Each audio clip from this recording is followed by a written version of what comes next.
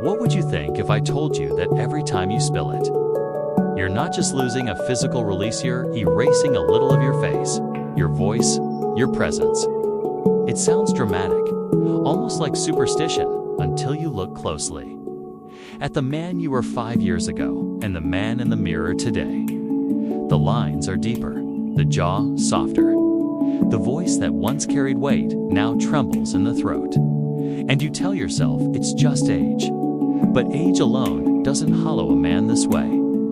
Something else is leaking from you every time you release. Without purpose, you weaken the scaffolding of your masculine frame. Your skin loses that subtle tension that gives your face its form. Your voice loses the resonance that makes people stop and listen. The spark in your eyes dulls, replaced by something tired and restless. It's not just biology, it's energy. That same force that can build cities, write epics, or win wars is the same force you're handing away to pixels, fantasies, and fleeting pleasures. Think about it. Your body doesn't see the difference between spilling with a lover and spilling. To a glowing screen, it just registers loss. It registers that you've discharged what took days to create, what your ancestors guarded as sacred. The body wasn't designed for constant emptiness. It was designed to store, to build, to overflow with vitality. And when you live in that state of fullness, it shows. The jawline sharpens. The eyes pierce. The voice drops into a deeper, more commanding tone. But here's what most men never notice: your energy doesn't just affect you physically. It affects how others react to you. When your reservoir is full, you move differently. You take your time, you speak slower because you don't need to rush. You're not scrambling for attention because attention naturally turns toward you. That's why men on the path of retention start noticing people, especially women, looking longer, holding eye contact, feeling drawn in without knowing why. It's not charm, it's not a trick. It's biology responding to biology. The opposite is true as well. Spilled too often and your presence thins out. Your energy becomes frantic, impatient, seeking. People can feel when you're running on fumes, even if they can't name it. The masculine frame collapses inward, and no gym routine or grooming hack can fully hide it. Because you can dress the body, but you can't fake the energy it carries. This is why ancient traditions, from the samurai to the monk-style male discipline to holding this force, they saw it as more than lust. It was life itself. A man who could master his release could master his mind, his will, his destiny. He could withstand hunger, hardship, war, and in a world without constant distraction, without glowing screens, and infinite temptation, this mastery was survival. But now, the modern man bleeds himself dry without even leaving his bed. He wakes up drained before the day begins, tries to fill himself with coffee, sugar, noise, but those are only crutches. They can't replace the quiet, rooted power of a man who holds his energy. And when you strip that away long enough, it's not just the body that suffers, it's the man's belief in himself. Because the moment you realize you can't control your own urges, you begin to see yourself as weaker. It happens in the background, almost invisible, but it's there. You hesitate where you once acted. You doubt where you once decided. You shrink where you once stood tall. The loss becomes a habit, and the habit becomes your identity. But here's the truth that most will never tell you: this can be reversed. Not by shaming yourself, not by hating the desires you feel, but by choosing a higher outlet for them. Every spark you withhold becomes fuel. Every moment you resist becomes strength you didn't have before. And day by day, the face changes. The voice deepens. The posture straightens. You start to see it in the mirror, the return of that density in the eyes, that quiet fire in the chest. Others will sense it before you do. A stranger might hold your gaze longer than expected. A friend might comment on your voice sounding different. These are signs. Signs that the tide is turning. You stop moving like a man chasing something outside of himself, and you start moving like a man who already has it. That's the shift. And once you've tasted it, you'll never mistake the hollow high of indulgence for real power again. The man doesn't notice it at first, not when he skips a meal, not when he scrolls endlessly at night, not when he trades sleep for another hour of meaningless stimulation. But deep down, his body is keeping score. Every choice either strengthens him or strips him. And in the quiet hours when no one is watching, he can feel it. The voice inside grows weaker, the face in the mirror a little more hollow. His handshake no longer carries the weight it once did, and his words seem to fade before they fully land. A man's presence is not built in a day. It's carved by every decision, every restraint, every discipline. The problem is that in a world that worships instant pleasure, he is encouraged to give himself away bit by bit until there's nothing left to hold. His essence is leaked through idle scrolling, cheap dopamine, unguarded intimacy, and the constant need to be seen. But true power is never loud, never desperate, never scattered. It is quiet, contained, and unshakable. There is a look a man has when he knows who he is. It's not arrogance, but certainty. It's not aggression, but grounded strength. You can feel it when he walks into a room, a weight, an invisible gravity that pulls attention without asking for it.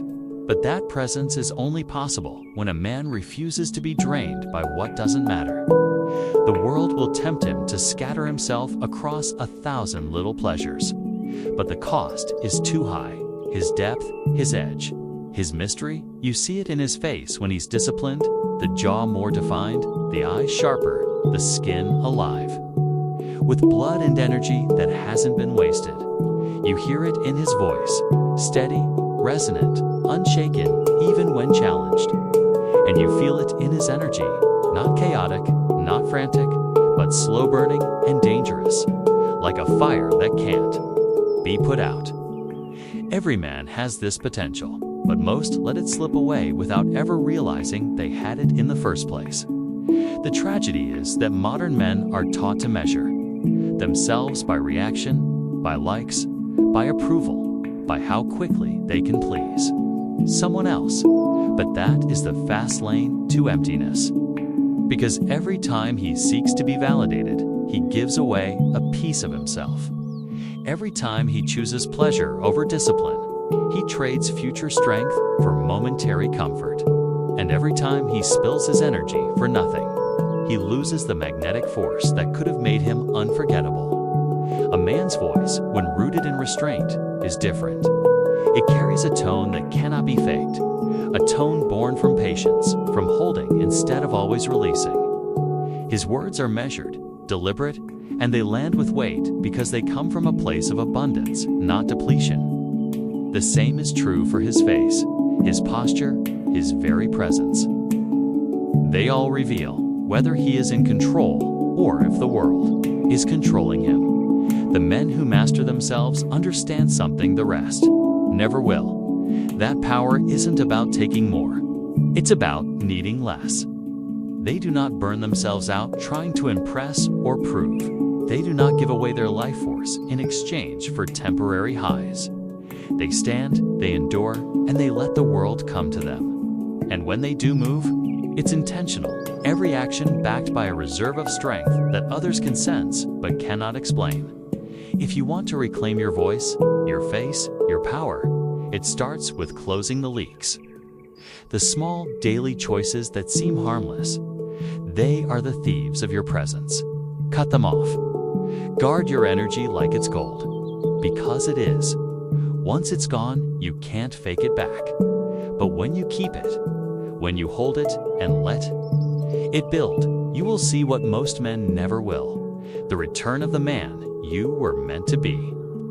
It's strange how silence can be louder than any scream.